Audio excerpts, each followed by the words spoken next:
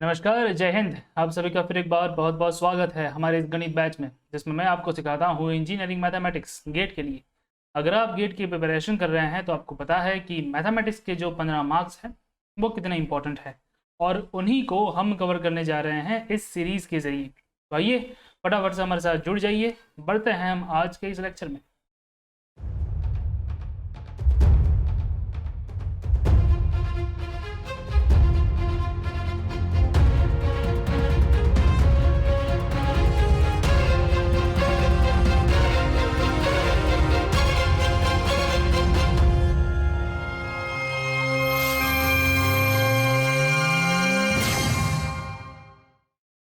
तो आप में से जो लोग हमारे साथ पहले से जुड़े हुए हैं उनको पता है कि हम कॉम्प्लेक्स वेरिएबल्स देख रहे थे। इससे पहले हम डिफरेंशियल इक्वेशन का पूरा टॉपिक जो है वो ख़त्म कर चुके हैं, उसको भी आप ज़रूर देखिए। और आज जो है वो हम समझेंगे कॉन्सेप्ट्स ऑफ एनालिटिक फंक्शन। ठीक है, तो आज एनालिटिक फंक्शन को समझने से पहले हमें ये समझना होगा कि हम कॉम्प्लेक्स फंक्शन किसको बोलेंगे। क्यों ऐसा ज़रूरी है? क्योंकि अब से पहले हम जो समझ रहे थे वो था सिर्फ और सिर्फ कॉम्प्लेक्स नंबर।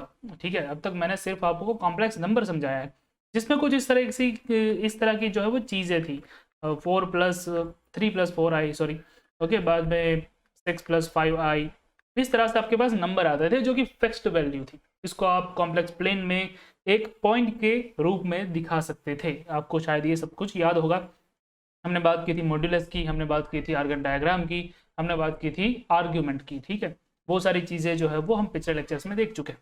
तो ये जो है वो सारे के सारे कॉम्प्लेक्स नंबर हैं। ठीक है, तो उससे पहले उसके बाद हमें कॉम्प्लेक्स वेरिएबल जो है वो जानना ज़रूरी है।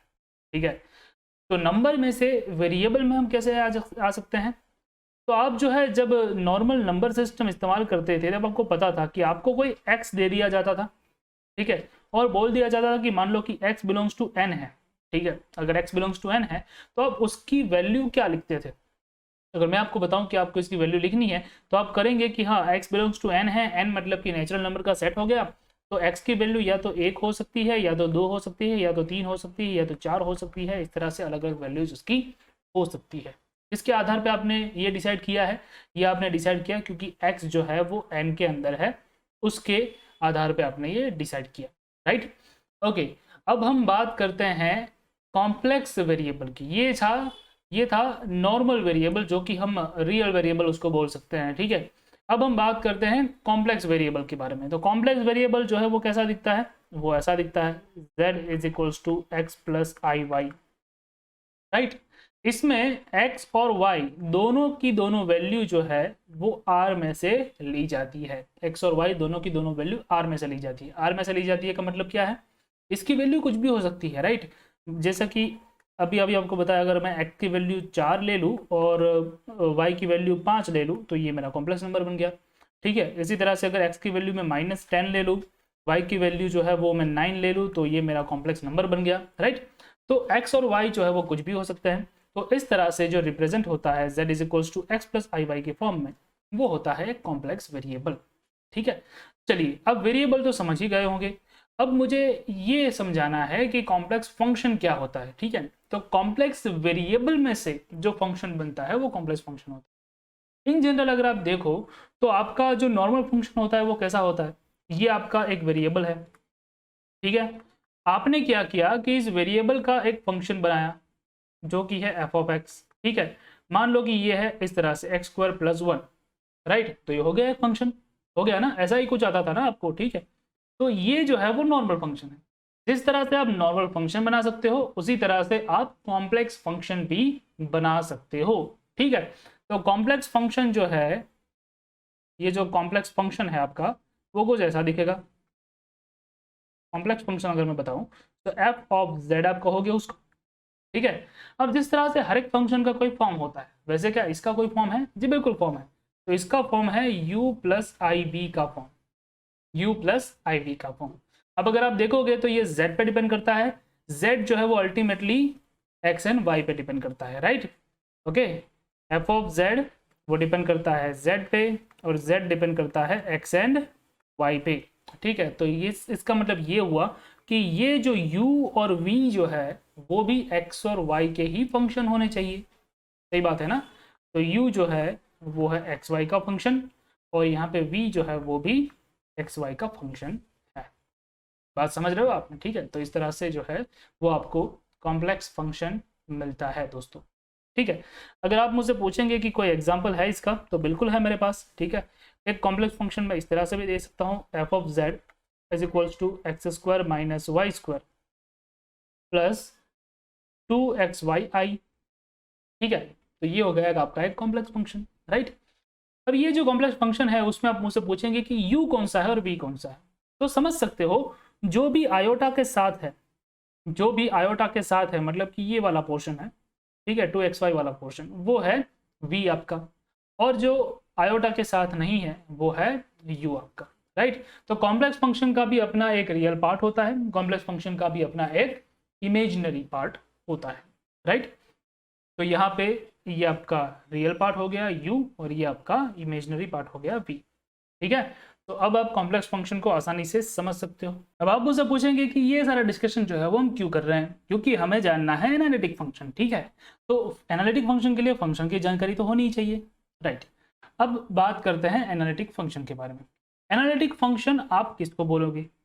अब एनालिटिक फंक्शन को जानने से पहले आपको एक रीजन पता होना चाहिए। ठीक है, तो मैं जो है वो कॉम्प्लेक्स प्लेन में कोई एक रीजन जो है वो ले लेता हूँ। मान लो कि ये जो आप देख रहे हैं राइट हैंड साइड पे जो सर्कल है, ठीक है, वो हमारा कॉम्प्लेक्स प्लेन में एक रीजन है। ये कॉम्प्लेक्स प्लेन है आपका, ठीक है, यहाँ है आपका रियल एक्सिस, यहाँ है आपकी इमेजिनरी एक्सिस। तो रियल और इमेजिनरी एक्सिस मिला के क्या बनाता है? आर्गन डायग्राम, या फिर आप उसको बोलेंगे कॉम्प्लेक्स प्लेन। ओके, और कॉम्प्लेक्स प्लेन में ये जो आपको ऑरेंज कलर का दिख रहा है, ठीक है, ऑरेंज कलर है ना, ऑरेंज कलर का जो दिख रहा है वो है आर, हमारा रीजन आर। ठीक है, तो ये रीजन आर जो है वो मैंने सपोज कर लिया। अब रीजन आर में अगर आपका कोई फंक्शन है जो कि एक कॉम्प्लेक्स फंक्शन है, जो कि इस तरह से F of Z is equals to U plus I V के फॉर्म में दिया जाए, अगर वो कॉम्प्लेक्स फंक्शन डिफरेंशिएबल है और कंटिन्यूअस है, क्या है? डिफरेंशिएबल भी है और कंटिन्यूअस भी है, तो आप उस कॉम्प्लेक्स फंक्शन को एनालिटिक फंक्शन बोल सकते हो। समझ रहे हो बात को? ठीक है, अगर आपका कॉम्प्लेक्स फंक्शन में कॉम्प्लेक्स प्लेन में एक रीजन है R और उसके अंदर एक फंक्शन है आपका f ऑफ z, अगर वो डिफरेंशिएबल भी है और कंटिन्यूअस भी है, तो आप उसको एनालिटिक बोल सकते हो। ठीक है, analytic at that particular point. और इसको दूसरी भाषा में बहुत सारे अलग अलग शब्दों में इसको दिया जा सकता है। एक है रेगुलर, दूसरा है होलोमॉर्फिक, तीसरा है मोनोजेनिक। ये अलग अलग उसके नाम है, right. So that is also known as this particular names, right. अब अगर आपका फंक्शन जो है वो इस रीजियन के हर एक पॉइंट पे एनालिटिक है, तो उसको आप एंटायर फंक्शन बोल सकते हो। ठीक है, बात समझ रहे हो? कितनी चीजें आई है कि एक फंक्शन है जो कि रीजन आर पे डिफरेंशिएबल भी है और कंटिन्यूअस भी है, तो उसको आप एनालिटिक बोलोगे। लेकिन वो तो एनालिटिक उस पॉइंट पे हुआ ना जहां पे डिफरेंशिएबल और कंटिन्यूअस हुआ। अगर वो हर एक पॉइंट पे, हर एक जगह पे रीजन आर के अंदर एनालिटिक होता है, मतलब कि डिफरेंशिएबल भी है और कंटिन्यूअस भी है, तो आप उसको एंटायर फंक्शन बोलेंगे। अब आप मुझसे पूछेंगे कि चलो ये बात तो ठीक है, समझ गए कि अगर डिफरेंशिएबल भी है, कंटिन्यूअस है, तो एनालिटिक फंक्शन है। लेकिन ये तो बताओ भाई कि एनालिटिक फंक्शन है या नहीं, वो चेक कैसे करें, पता कैसे चलेगा? तो उसके लिए एक छोटा सा कॉन्सेप्ट है कोची रेमान इक्वेशन का। ठीक है, तो कोची और रेमान ने मिलकर दिया होगा, तो इसलिए कोची रेमान कहते हैं उसको, CR इक्वेशन भी बोलते हैं। तो आइए देखते हैं कि CR इक्वेशन क्या होते हैं, जिसके बेस पे एनालिटिसिटी जो है वो चेक कर सकते हैं किसी भी फंक्शन की।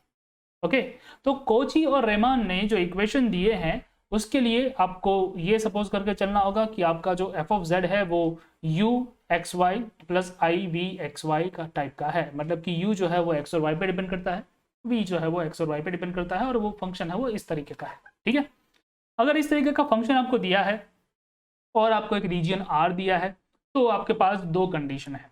ठीक है, उन दोनों कंडीशन में से पहली कंडीशन ऐसी है कि आपके पास u और v तो होगा। जो पहली कंडीशन है, आप u का डिफरेंशिएशन कर लीजिए x के रिस्पेक्ट में, del u by del X is equals to होना चाहिए del v by del Y. ठीक है, मतलब कि u का x के रिस्पेक्ट में पार्शियल डिफरेंशिएशन, ओके, और v का y के रिस्पेक्ट में पार्शियल डिफरेंशिएशन सेम होना चाहिए। और दूसरी कंडीशन है यहाँ पे del U by del Y, अगर आप y के रिस्पेक्ट में डिफरेंशिएशन करते हो तो यहाँ पे del V by del X आएगा और वो नेगेटिव टाइम्स आएगा, ठीक है। So del V by del X के नेगेटिव टाइम्स के equal del U by del Y होना चाहिए। ये दो कंडीशन आपके पास यहाँ पे है, और अगर ये दोनों की दोनों कंडीशन सेटिस्फाई होती है तभी जाके आप कह सकते हो कि आपका फंक्शन एनालिटिक है। Okay, so this is necessary and sufficient condition, ये बात आपको समझ में रखनी है, ठीक है। तो इसका मतलब ये है कि दोनों की दोनों कंडीशन जो है वो सेटिस्फाई करनी ही चाहिए। अगर एक भी कंडीशन फेल होती है तो आप कहेंगे कि CR इक्वेशन फॉलो नहीं करता, इसलिए आपका फंक्शन एनालिटिक नहीं है दोस्तों, ठीक है। अगर फॉलो करता है तो एनालिटिक है, नहीं करता है तो एनालिटिक नहीं है, राइट। चलिए अब एक और चीज यहाँ पे नोट कर लीजिए, जब भी आपके पास कॉम्प्लेक्स फंक्शन होगा तो जरूरी तो नहीं है कि इसी फॉर्म में हो, ठीक है, XY वाले फॉर्म में हो, ऐसा जरूरी तो है नहीं, क्योंकि आपके पास Z का एक और फॉर्म है जो कि है पोलर फॉर्म, आई थीटा वाला फॉर्म, ठीक है। तो अगर पोलर फॉर्म में आपका फंक्शन हुआ तो फंक्शन को इस तरह से होगा f ऑफ z u, ये r थीटा वाला फॉर्म होगा, ठीक है, प्लस IV, यहाँ पे भी आपको r और थीटा वाला फॉर्म मिलेगा। अब अगर मान लो कि आपका फंक्शन r थीटा यानी कि पोलर फॉर्म में है तो यहाँ पे कंडीशन जो है वो थोड़ी सी बदलेगी, राइट। तो इस कंडीशन को आप कैसे लिखेंगे, कुछ ऐसे लिखेंगे। पहला जो है वो आपका आएगा U R is equals to 1/r V theta, ठीक है, वी थीटा।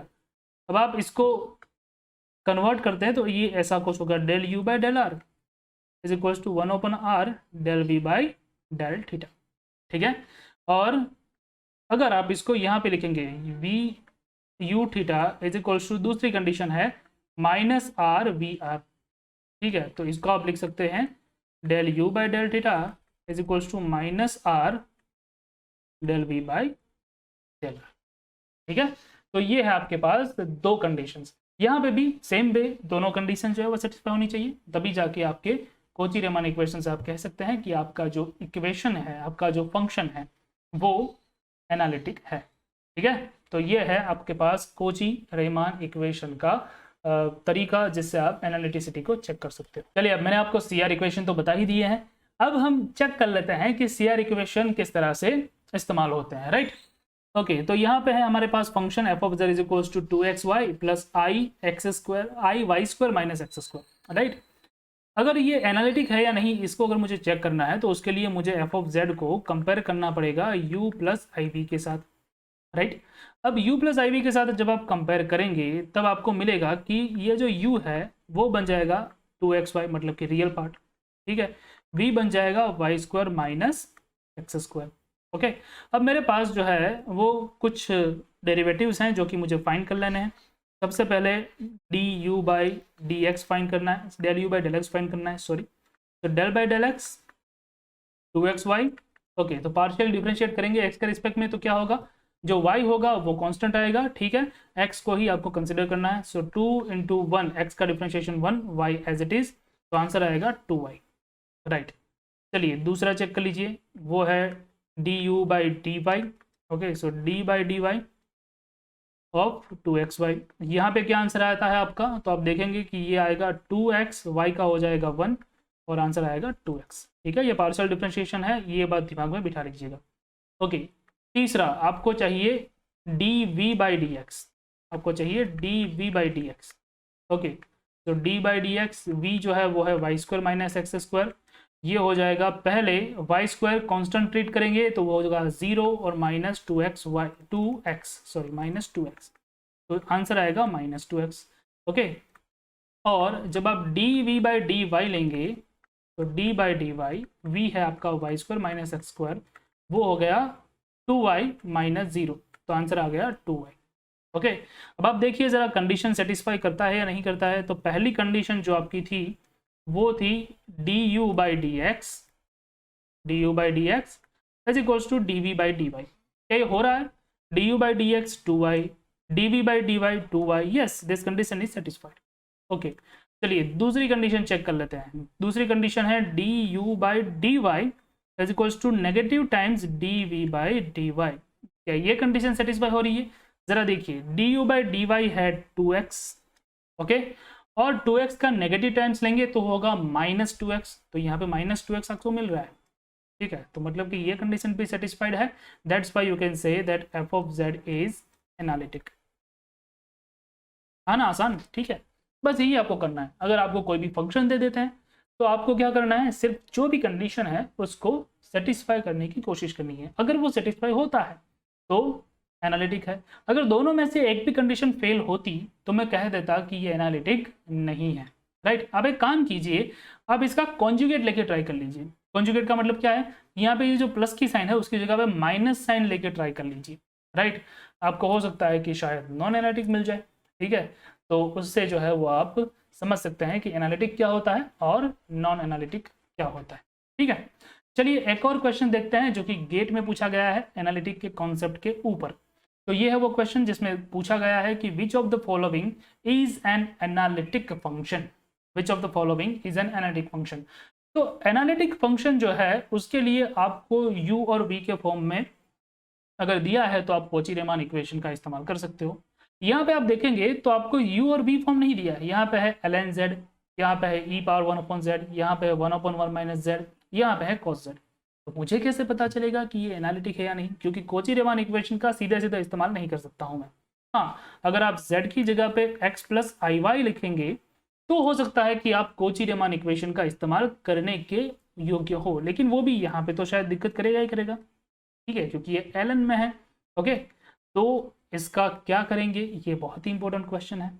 अब जरा ध्यान से सुनिए, मैंने जब आपको एनालिटिक फंक्शन समझाया था, ओके, तब मैंने आपको एक कॉन्सेप्ट दिया था कि एनालिटिक फंक्शन किसको बोलते हैं, एक ऐसा फंक्शन जो कि डिफरेंशिएबल हो और कंटिन्यूअस भी हो, ठीक है। ये दो कंडीशन होती है एनालिटिक फंक्शन होने की, डिफरेंशिएबल होना चाहिए और कंटिन्यूअस होना चाहिए। अब आपको सिर्फ इतना चेक करना है कि इनमें जो सारे फंक्शन हैं वो क्या कहीं पे डिसकंटिन्यूअस या फिर नॉन डिफरेंशिएबल होते हैं क्या। अगर कोई फंक्शन डिसकंटिन्यूअस होता है कहीं पे तो वो नॉन डिफरेंशिएबल ऑटोमेटिकली हो जाता है। तो आपको सिर्फ कंटिन्यूटी चेक करनी है, समझ रहे हो बात को, ठीक है। तो चेक द कंटिन्यूटी। अगर आप ln z में z की जगह पे 0 ले लें तो आपको क्या मिलेगा, ln 0, ठीक है। ln 0 को अगर आप कैलकुलेटर में डालेंगे तो क्या आएगा, वो आपको एरर बताएगा, ठीक है। क्यों दिखाता है, क्योंकि 0 के पास log की जो वैल्यू होती है वो डिसकंटिन्यूअस आती है, ठीक है। इसीलिए 0 के पास जो आपका फंक्शन है वो डिफरेंशिएबल नहीं होगा, तो ये जो फंक्शन है वो कंटिन्यूअस नहीं है। ln z is not continuous function at z equals to 0। Same way z is equals to 0 यहाँ पे भी रख दीजिए आप, तो आपको मिलेगा क्या, e⁻1/0 मिलेगा, which is e⁻∞, indeterminate form, right. तो इनडिटरमिनेट फॉर्म है, इसीलिए ये भी 0 के पास कंटिन्यूअस नहीं है। That means this function is also not continuous, not differentiable, that means not analytic, okay. इसी तरह से ये जो फंक्शन है उसमें अगर मैं z की जगह पे 1 ले लूँ, ठीक है, तो क्या होगा, 1/0 हो जाएगा, ओके। तो at z is equals to 1 this function is also not analytic, not differentiable, not continuous, ठीक है। अब बात करते हैं cos z की, हालांकि यही बचा है तो यही आंसर है, लेकिन ये कैसा कंटिन्यूअस है, क्योंकि अगर आप cos z को अलग अलग वैल्यू z की रखना शुरू करेंगे तो आपको कोई ना कोई आंसर मिलेगा, ओके। और उसका जो ग्राफ है वो भी आपको मिलेगा, वो भी आपको पता है, कुछ इस तरह से जो है वो उसका ग्राफ जाएगा, राइट।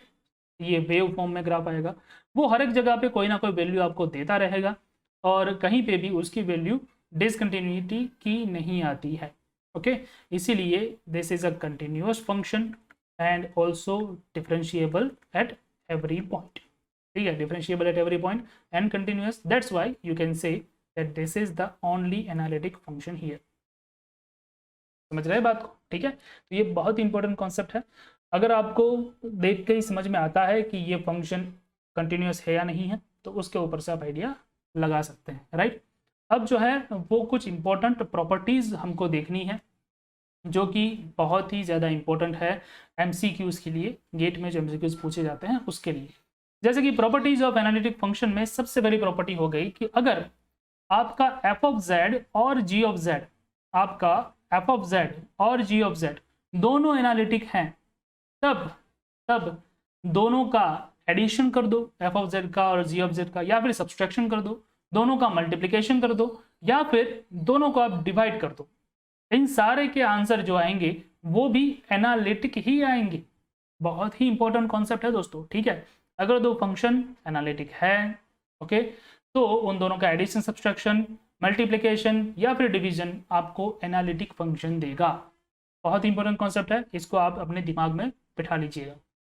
चलिए आगे बढ़ते हैं। दूसरा जो है वो प्रॉपर्टी, दूसरी प्रॉपर्टी ये कहती है कि अगर एफ ऑफ जेड एनालिटिक है तो वो डिफरेंशिएबल भी है और कंटिन्यूस भी है। ये बात हमने अभी अभी पिछले क्वेश्चन में देखी। ये कॉन्सेप्ट बहुत सारी जगह पे आपको काम आएगा। ओके, तीसरी जो प्रॉपर्टी है, अगर एफ ऑफ जेड एनालिटिक है तो उसका डेरिवेटिव भी एनालिटिक है, ठीक है। अगर एफ ऑफ जेड एनालिटिक है मतलब कि यहाँ पे आपने थोड़ी देर पहले एक फंक्शन देखा था, f of Z is equals to cos z, ठीक है। यहाँ पे था f of Z is equals to cos z. अगर मैं इसको डिफरेंशिएट करता तो आंसर क्या आता, माइनस साइन जेड, ठीक है। तो माइनस साइन जेड भी एनालिटिक ही है, राइट। अब आप समझ सकते हो कि भाई साइन तो कंटिन्यूस है ही, अब नेगेटिव साइन लगाने से कुछ फर्क तो पड़ता नहीं है, ओके। इसीलिए मतलब फर्क पड़ेगा ग्राफ में पड़ेगा, लेकिन यहाँ पे जो है वो फंक्शन तो एनालिटिक ही रहेगा। तो ये फंक्शन एनालिटिक है, इसीलिए एफ डैश ऑफ जेड भी एनालिटिक है, ओके। अब आप मुझे पूछेंगे कि क्या मैं इसको सीधे सीधे डिफरेंशिएट कर सकता हूं, तो उसका जवाब हमारी आगे वाली प्रॉपर्टी में आपको मिलेगा ही मिलेगा, ठीक है। तो देखते हैं आगे की प्रॉपर्टी, जो कि ये रही। इसमें कहा गया है कि if f of Z is analytic function then we can differentiate and integrate it like as a real variable, ठीक है, जैसे कि मैंने अभी भी यहाँ पे किया है। अगर आपके पास ये एनालिटिक फंक्शन है, आप देख सकते हैं कोस जेड, ओके, तो आप उसको एक रियल वेरिएबल की तरह ही ट्रीट कर सकते हैं और उसको डिफरेंशिएट कर सकते हैं, राइट। अगर आपको मिल जाए कि f of Z is equals to z square, okay, आप देख ही सकते हैं कि इसके ग्राफ में से पता चल सकता है कि ये कंटिन्यूस भी है, डिफरेंशिएबल भी है, तो ये एनालिटिक है, राइट। तो आप इसको डिफरेंशिएट कर सकते हैं, f dash of Z is equals to 2z, ठीक है। अगर आप चाहें तो इसको इंटीग्रेट भी कर सकते हैं, integration F of Z D Z, तो वो हो जाएगा z³/3, ठीक है। तो जिस तरह से हम एक रियल वेरिएबल को इंटीग्रेट या डिफरेंशिएट कर पाते हैं, उसी तरह से आप एनालिटिक कॉम्प्लेक्स फंक्शन को भी रियल की तरह ट्रीट करके डिफरेंशिएट भी कर सकते हैं और इंटीग्रेट भी कर सकते हैं, राइट। तो अगर आपको एग्जाम में पूछा है और मान लो कि आपको जेड स्क्वायर दे रखा है, आपको बोलेंगे कि अगर डिफरेंशिएशन या फिर इंटीग्रेशन फाइंड करो, और अगर आपको पता है कि ये फंक्शन एनालिटिक है तो सीधे सीधे आप उसको इंटीग्रेट डिफरेंशिएट कर सकते हैं। बहुत ही इंपॉर्टेंट कॉन्सेप्ट है, ठीक है। आइए आगे बढ़ते हैं। तो ये रहा आपका अगला concept, F of Z is analytic function है तो यू ऑफ एक्स जो कि रियल पार्ट है और वी ऑफ एक्स जो कि इमेजिनरी पार्ट है, उनको ऑर्थोगोनल ट्रेजेक्टरीज बोलते हैं एक दूसरे की, ठीक है। उनको एक दूसरे की ऑर्थोगोनल ट्रेजेक्टरीज बोलते हैं, राइट। बहुत सारी जगह पे ये आएगा, तो हो सकता है कि आपको कह दे कि एक जो है वो दे रखा है तो find the orthogonal trajectory, right. तो वो जो है वो बहुत ही इंपॉर्टेंट कॉन्सेप्ट है यहाँ, राइट।